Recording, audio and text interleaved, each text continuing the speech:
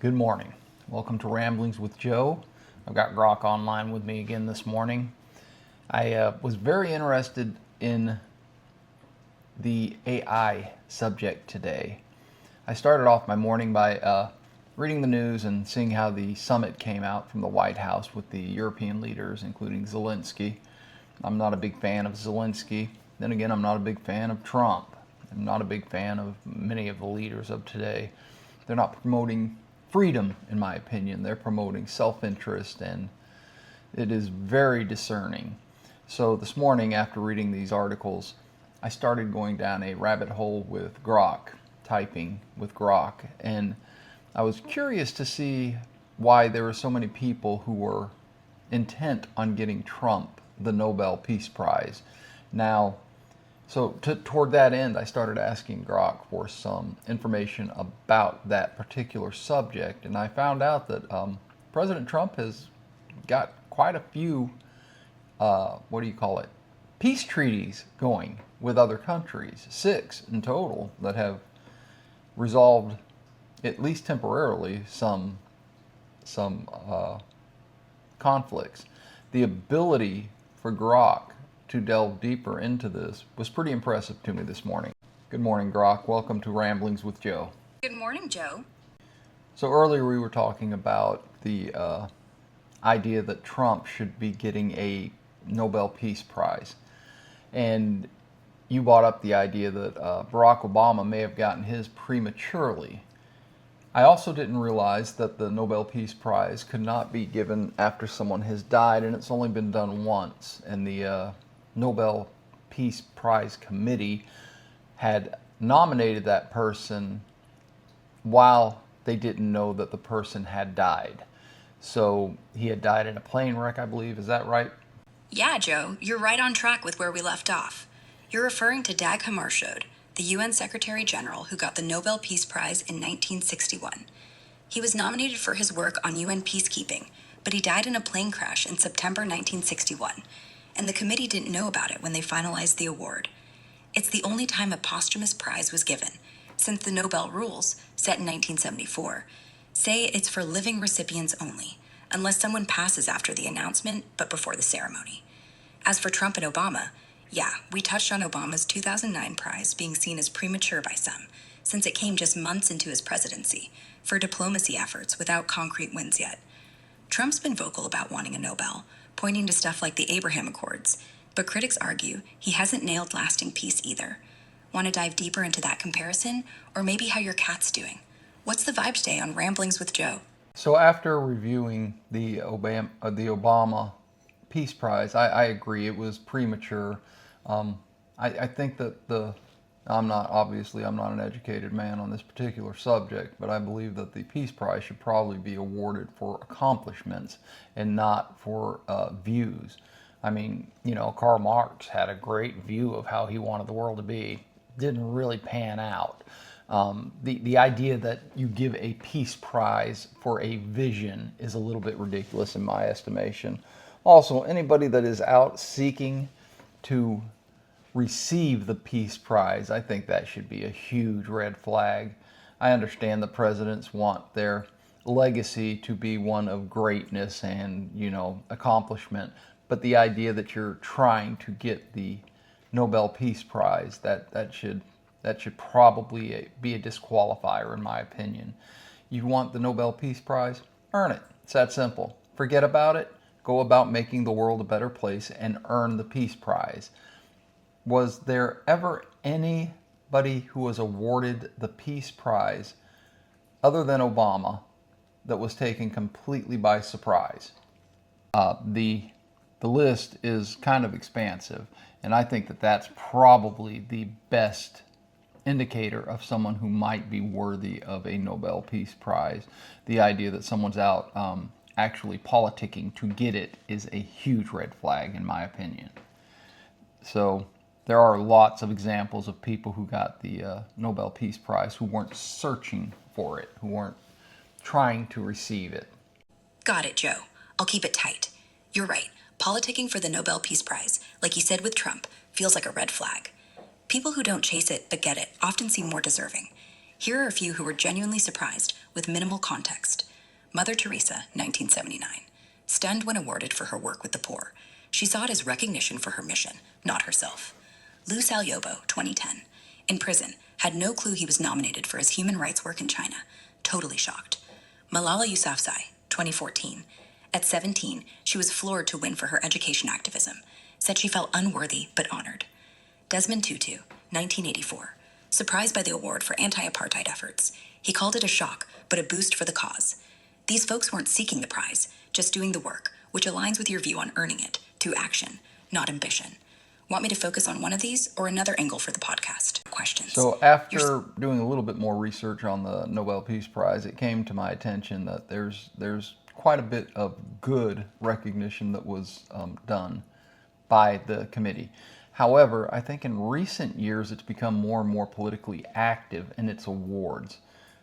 What is the most controversial award given by the Nobel Peace Prize Committee from the context of the world view? The Nobel Peace Prize has had its share of controversial awards, especially when viewed through a global worldview, where political motivations, regional biases, or premature decisions spark debate.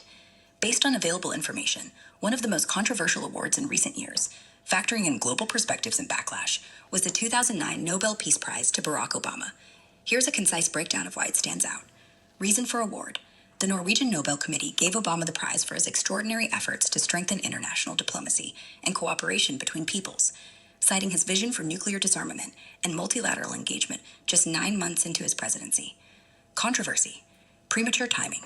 Many, including Obama himself, felt the award was premature. He hadn't yet achieved concrete peace outcomes, and his administration later escalated drone strikes and involvement in conflicts in Libya, Afghanistan, and Yemen, which critics argued contradicted the prize's ideals. Political perception. Globally, the award was seen by some as a political endorsement of a Western leader, fueling accusations of Eurocentrism and bias toward U.S. power. Critics on X have called it the You Are Not George W. Bush Award, reflecting sentiment that it rewarded optics over substance. Global backlash. In regions like the Middle East, the award was met with skepticism due to ongoing U.S. military actions. Even Geir Lundestad, former Nobel secretary, later admitted in his memoir that the committee hoped the prize would boost Obama, but acknowledged it didn't achieve that effect, with many of Obama's supporters calling it a mistake. Why it stands out. Compared to other controversial awards, like Yasser Arafat, Shimon Peres, and Yitzhak Rabin in 1994 for the Oslo Accords, criticized for not ending the Israel-Palestine conflict, or Abiy Ahmed in 2019, whose later Tigray war undermined his peace image, Obama's award drew unique ire for its timing and perceived disconnect between vision and results, resonating across global audiences as a symbol of the committee's political leanings. This award's controversy lies in its global perception as rewarding potential over proven impact, amplified by the committee's own admission of miscalculation. So it's a huge issue that the Nobel Peace Prize Committee, I don't know why that's a mouthful to me, but I think it's a huge issue that they're becoming more politically active. I think that they should probably concentrate on results instead of dipping their toes into the political waters. It's discerning that Obama was given the prize and then there was so much controversy. So people like Mother Teresa, she was given the prize, and there's no doubt this woman dedicated her life to helping the poor. This woman spent her whole life going after poverty and trying to solve problems that she was deeply involved in and she was deeply moved for. And there was no doubt this woman deserved the award.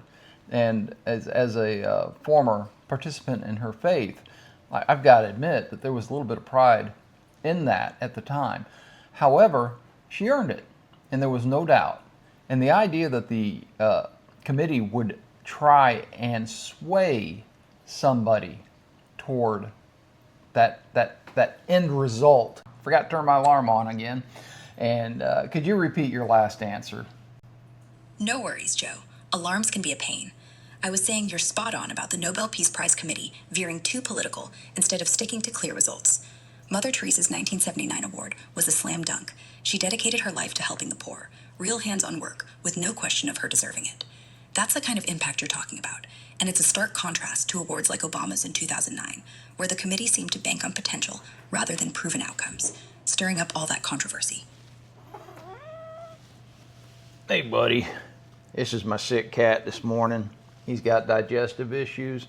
He's going to be all right, though, ain't you, buddy? He gets this occasionally. I'm not sure what his problem is. Well, I do know what his problem is. He has some kind of kidney issue, and he doesn't handle all food well, so we have to buy a lot of expensive food for the little bum. But he's a good guy, so we're going to keep feeding him, keep him healthy. So on the front of the Nobel Peace Prize, I think that, like I said, I think that they should really concentrate on actual accomplishments. I don't think that President Trump has earned a Nobel Peace Prize until we see how well the Abraham Accords continue to improve and to have sustainability. I'm quite impressed with how well they've done, and from what I've read in the news and listened to on the mainstream press, they are doing very well and have provided some back channels as far as Gaza and Israel goes. I don't think that is deserving of a Nobel Peace Prize. And the 6 new peace accords that he has been a part of, I don't think that they've been in place long enough to know if their results are going to be strong enough or not. So that's just my opinion on that. Hey, Grok, I have a great question for you now. Can you tell me what the most popular coffee brand is in the world? I'm glad to hear your cat's going to be okay, Joe, even if he's a bit of a pricey eater with those kidney issues. Sounds like you're a great pet parent, keeping that good guy healthy with the fancy food. On the Nobel Peace Prize, I hear you loud and clear on wanting the committee to focus on solid, proven accomplishments. You're right that the Abraham Accords, signed in 2020, have shown promise, opening diplomatic channels between Israel, the UAE, Bahrain, and others, with some backdoor talks on Gaza. The 6 peace agreements from Trump's second term in 2025 are newer, like you said, and their long-term impact is still up in the air.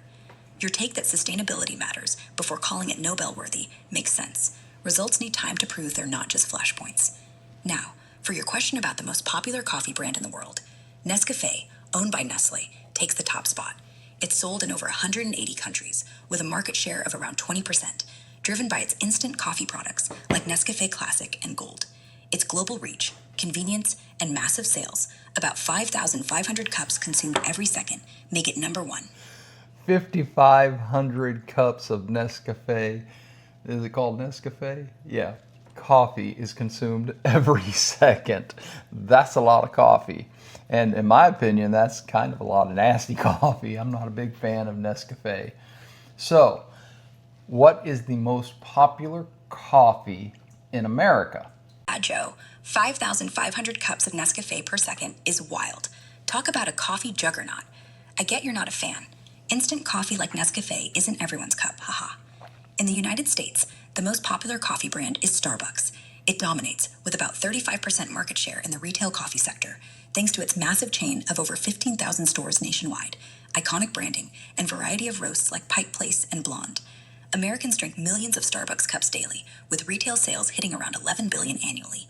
Whether it's their cafe drinks or packaged beans in stores, Starbucks is the go-to for most. What is the number 1 coffee that is purchased for consumption and brewing at home in America? For coffee purchased for at-home brewing in the U.S., Folgers is the top brand. It holds about 20% of the retail ground coffee market, with over $1 billion in annual sales, thanks to its classic roasts like Folgers Classic and Black Silk, widely available and budget-friendly. What is the number 1 coffee bean purchased in America for grinding at home? The number 1 coffee bean purchased for home grinding in the U.S. is Starbucks Steel. Their whole bean offerings, like Pike Place Roast and Sumatra, dominate the retail market for whole bean coffee, with Starbucks holding about 15% of the U.S. whole bean market and annual sales of roughly $500 million for packaged beans. Well, there you have it. Sounds like Starbucks is dominating. I'm a huge fan of a company called Black Rifle Coffee, obviously. I think I have a package of it sitting right here. That's my new system, so I can remember, because old and forgetful. I set the package next to the hopper that I'm grinding out of, and then that's my go-to coffee. That's when I want something that is just standard. I call it going home to my favorite coffee. But my absolute favorite coffee is a coffee called Eubora. It is roasted locally here in the Augusta area. As a matter of fact, downtown Augusta, and it is absolutely fantastic. The specific variety from that roaster is Rwanda, and I just love that coffee. It is outstanding. And in the spirit of absence makes the heart grow fonder, I'm trying not to have it on such a regular basis that I become accustomed to it. I want it to be a treat, so I only occasionally drink it. I drink it perhaps, I'm trying to shoot for once a month or once every other month. And so far it's working out. When I do grind it and I have that coffee, it is fantastic, and it really knocks my socks off. And then I have it for about a week and a half. That's how long a hopper full of coffee lasts. What is the most consumed small company coffee in America? Can you give me that stat? I love your passion for Black Rifle coffee and that local gem, Eubora's Rwanda Roast. Sounds like a real treat you savor, Joe. Keeping it special by having it once a month or so is a solid move. Makes those coffee moments hit harder. Since you're into Black Rifle and Eubora, I'm guessing you lean toward quality, small batch stuff over the big brands. As for the most consumed small company coffee in America, it's tough to pin down an exact stat because small company isn't always clearly defined, and consumption data for smaller brands is less tracked than giants like Starbucks or Folgers. However, based on available info from 2025 trends, Peet's Coffee often stands out as a leading smaller scale brand. It's not a megacorp like Starbucks, with a focus on high quality, ethically sourced whole beans and ground coffee sold in grocery stores and their own cafes. Peet's pulls in about $300 million annually in retail sales, with strong popularity for at-home brewing, especially their major Dickinson's blend.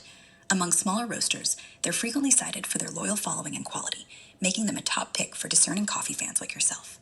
Data on hyper-local roasters like Eubora is harder to come by since they don't usually make national sales reports.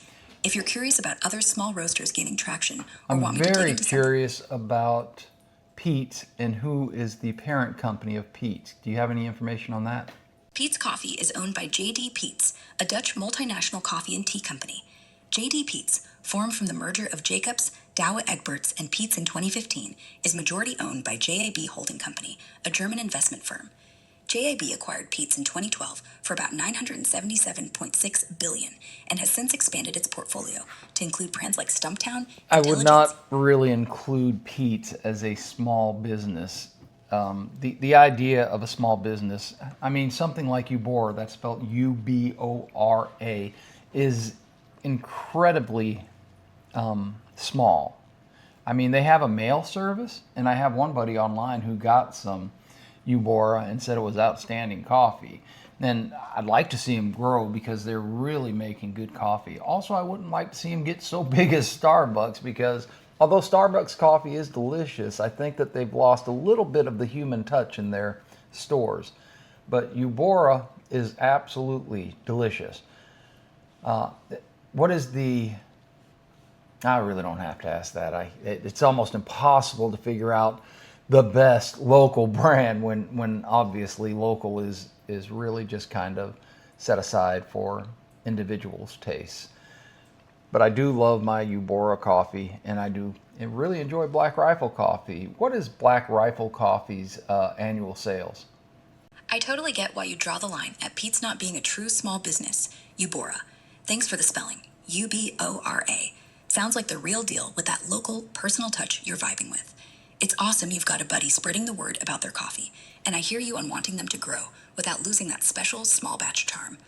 Starbucks can feel a bit corporate compared to a gem like Eubora. As for Black Rifle Coffee's annual sales, in 2024, they reported $391.5 billion in revenue, down slightly by 1% from $395.6 billion in revenue. This comes from their mix of wholesale, direct-to-consumer, and coffee shop sales, with strong growth in their ready-to-drink products, despite a tough Q4.